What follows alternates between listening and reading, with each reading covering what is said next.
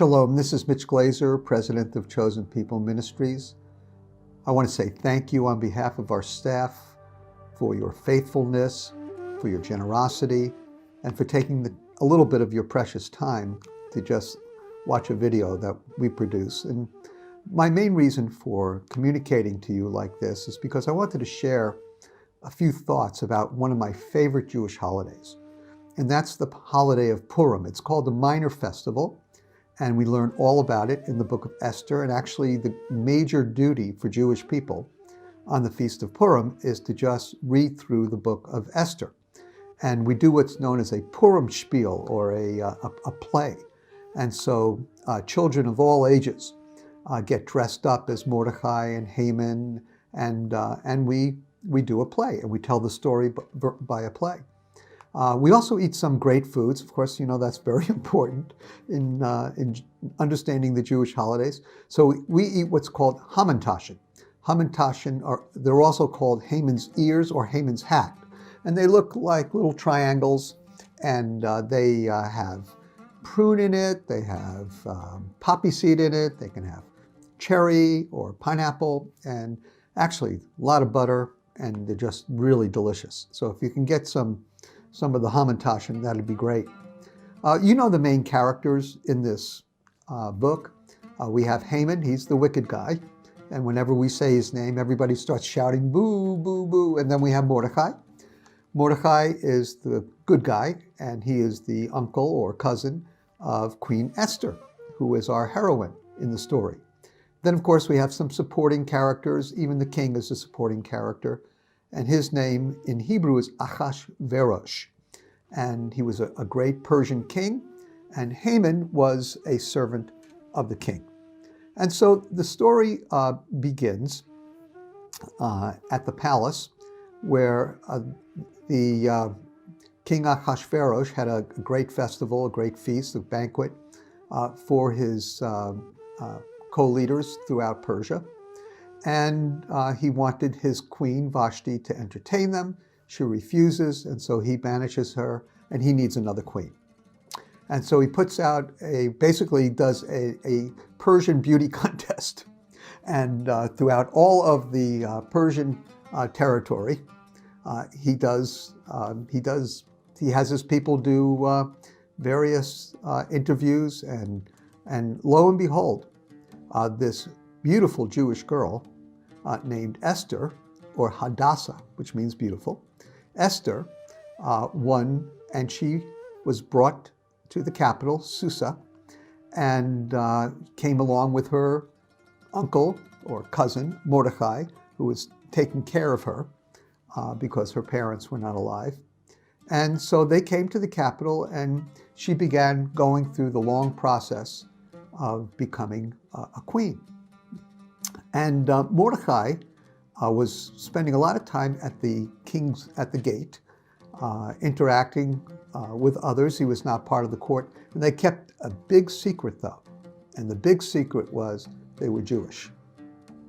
And so Mordecai was very aware of this, and told Esther, keep it quiet, and because if you let people know you're Jewish, you'll be in trouble.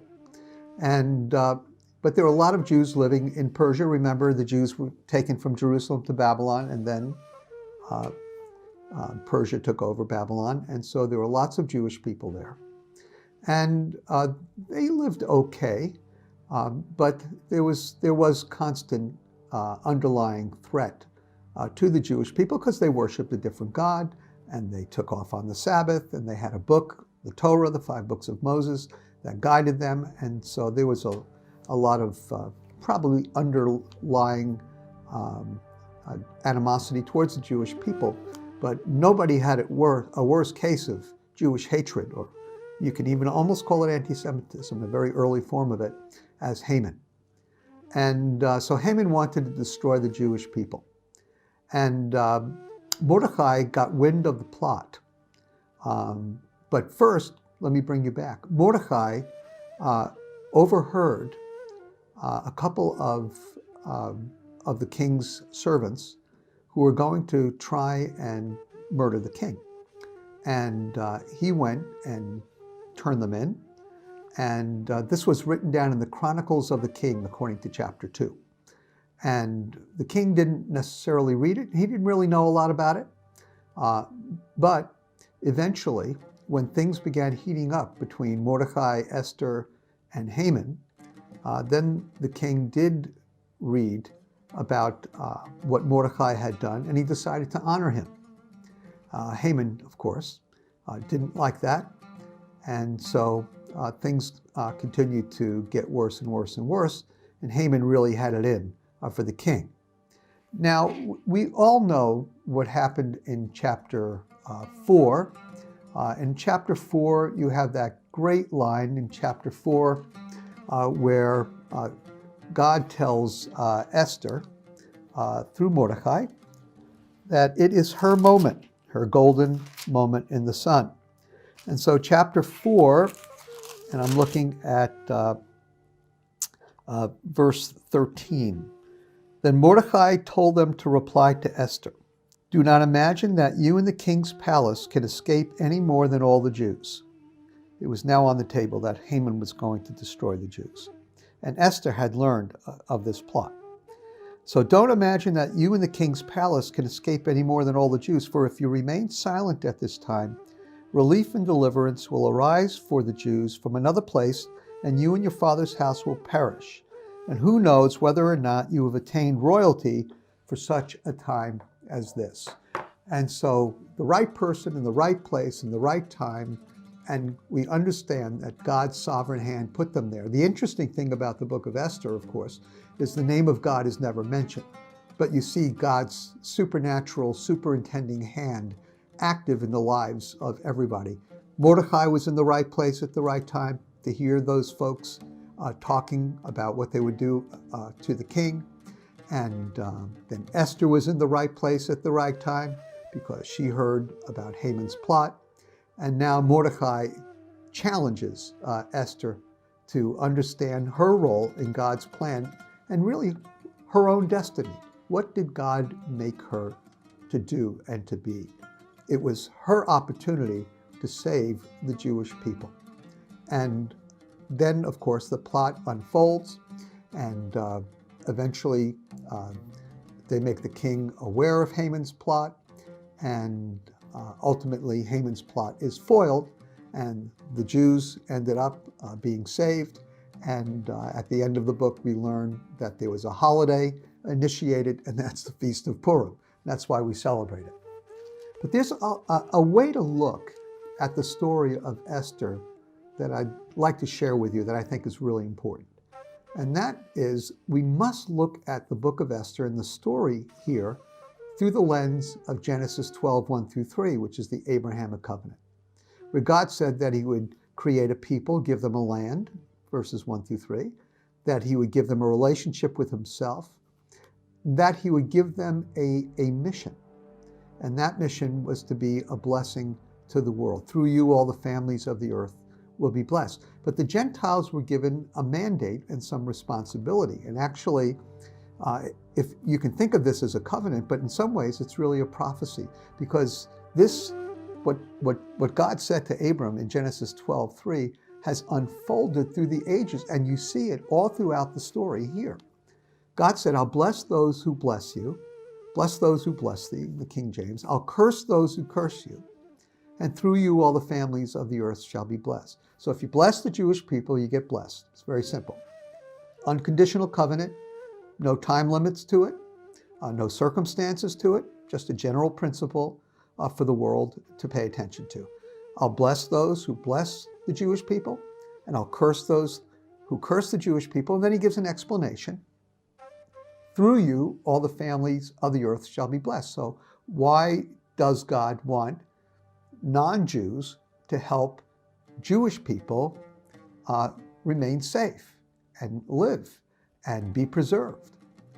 Well, number one, because Jewish people were constantly under attack and under a real threat of extinction.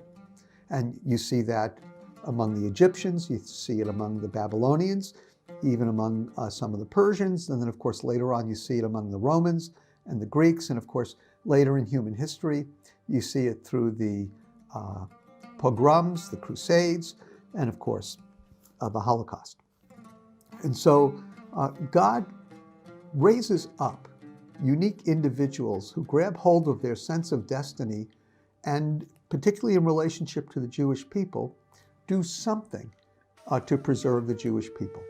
And so Esther was charged with taking up this destiny of being God's woman in God's time, doing God's work to save the Jewish people. And what happened? Well, what happened is very interesting. What happened is that not only were the Jewish people saved, but there's a very interesting passage in chapter 7. And in chapter 7, verses 9 and 10, we read the following. Then Harbonah, one of the eunuchs who were before the king, said, Behold, indeed the gallows standing at Haman's house, 50 cubits high, which Haman made for Mordecai, who spoke good on behalf of the king. And the king said, Hang him on it. And so they hanged Haman on the gallows which he had prepared for Mordecai. And the king's anger subsided. So it seems very clear that Haman really showed how the Abrahamic covenant comes to pass. And so he meant evil for the Jewish people. He cursed the Jewish people. What happened to him? He was cursed. He was actually hung on the gallows. And it's very interesting also at the end of the book, and you can read it, that the signet ring that was going to be given to Haman, that showed that this individual was the second highest authority in Persia next to the king, that went to Mordecai. And so you see this covenant working out where God was there to take care of his people by making sure that Esther won the beauty contest and that Mordecai was in the right place at the right time. And then when Haman did what he shouldn't have done and he sought the destruction of the Jewish people, he actually was the one who was destroyed in the very same way that he wanted to take Mordecai's life.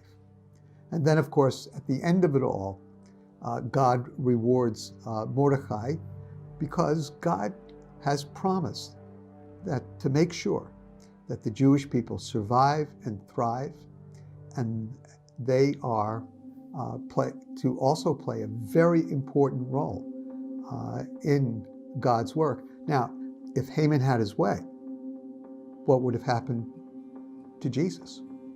If the Jews, where most of the Jews lived in Persia, if the Jewish people were destroyed, what would have happened?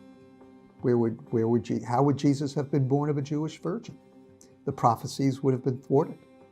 But God is there to preserve his people and to make sure that his plan comes to pass. Well, thank you so much for taking a few moments with me, and maybe I can ask you just a quick question. And that is, what is your destiny today? What has God created you to do? Some people say you're always in the right place at the right time if you're willing to be obedient and available to God. And I think that is probably pretty true. But what is the destiny that God has prepared for you? You know, you are uniquely and wonderfully made. And I have this sense myself, leading Chosen People Ministries, that this is what God has made me to do. And it's why he created me. And as long as he has me here, then I'm going to keep doing what he called me to do. And I love every minute of it. What has God called you to do? Whatever it is, you're probably in the right place at the right time. You just may not even notice it because you've made yourself available and you're willing to be obedient to the God who made you. And so remember to pray for Chosen People Ministries. Pray for me and Zahava as we continue to lead the ministry. Pray that as we work our way through this pandemic, this terrible, trying season, that we will continue to have God's favor and be able to fulfill our ministry. And oh, how I look forward to that great day when we'll be sitting across the table from non-believing Jewish people who are eager to learn about Jesus, who want to study the Bible with us. I look forward to those services where we can preach our hearts out and nobody has to wear a mask and we can sing to the Lord with all freedom. Those days, I hope, will be coming. I don't know when, but I can't wait for them to happen. But there's even something greater that I'm looking forward to, and that's that day when God turns the hearts of the Jewish people to Jesus, and they cry out to him, and he returns and reigns as king. That, my brother and sister, is our ultimate destiny, to be part of that kingdom. I look forward to that great day. Thanks so much for standing with Chosen People Ministries, and I pray God's richest blessing upon you.